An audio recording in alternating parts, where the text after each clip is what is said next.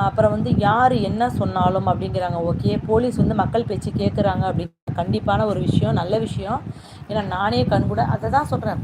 நம்ம வந்து எந்த ஆட்சிக்கு சப்போர்ட் பண்ணுறீங்கன்னா யாரையுமே நான் குறை சொல்லவே இல்லைங்க. நான் கண்டிப்பாக நல்ல ஆட்சி யார் பண்ணாலும் நீங்கள் சப்போர்ட் பண்ணுங்கள். ஆனால் இந்த தாவேக்கா ஆட்சி நல்லது பண்ணுது, அதுக்காக நான் சப்போர்ட் பண்ணுறேன். அதுதான் உண்மை. அதை ஏன் நீங்கள் ஒரு சில பேர் குறை சொல்கிறீங்க அப்படின்னா எனக்கு புரியல.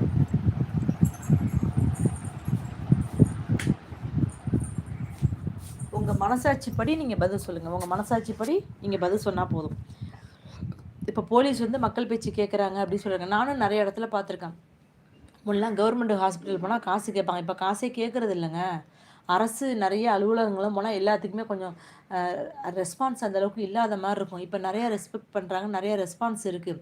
ஒரு மாற்றம் இதுதான். இதை முதல்ல புரிஞ்சுக்கணும் மக்களாகிய நம்ம.